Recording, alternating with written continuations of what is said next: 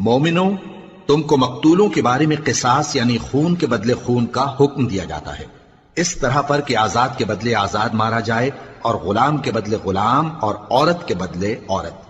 اور اگر قاتل کو اس کے مقتول بھائی کے قصاص میں سے کچھ معاف کر دیا جائے تو وارث مقتول کو پسندیدہ طریق سے قرارداد کی پیروی یعنی مطالبہ خون بہا کرنا اور قاتل کو خوشخوئی کے ساتھ ادا کرنا چاہیے۔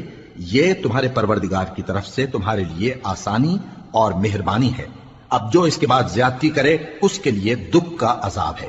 اور اے اہل عقل، حکم قصاص میں تمہاری زندگانی ہے کہ تم قتل و خونریزی سے بچو۔ تم پر فرض کیا جاتا ہے کہ جب تم میں سے کسی کو موت کا وقت آ جائے تو اگر وہ کچھ مال چھوڑ جانے والا ہو تو ماں باپ اور رشتہ داروں کے لیے دستور کے مطابق وصیت کر جائے۔ اللہ سے ڈرنے والوں پر یہ ایک حق ہے۔